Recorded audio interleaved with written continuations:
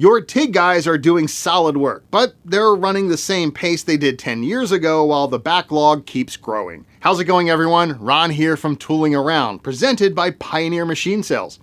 So this week we're breaking down laser welding versus TIG. TIG works, no question, but the real question is whether it's still the most efficient way to get the job done, and the numbers might surprise you. Let's start with speed. Laser welding can run 2 to 4 times faster than TIG depending on the application. So less time per weld, less operator fatigue, and more parts out every shift. Next is heat input. TIG spreads heat into the part while laser concentrates it, giving you a smaller heat-affected zone, less distortion, and better dimensional control. Weld quality follows.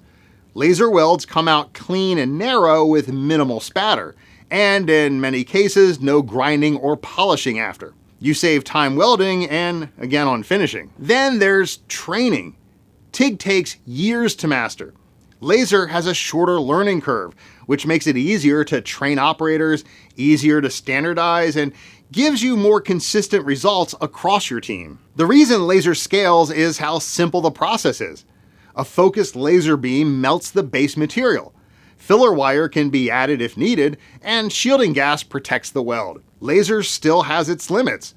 TIG makes sense for very thick materials and certain specialty work, but for a large percentage of fabrication, laser is faster and more consistent. Now we're going to walk through ordering to your first weld in a future video, so subscribe to the channel so you don't miss it. And visit pioneerlaserwelding.com for all your fabrication and welding needs.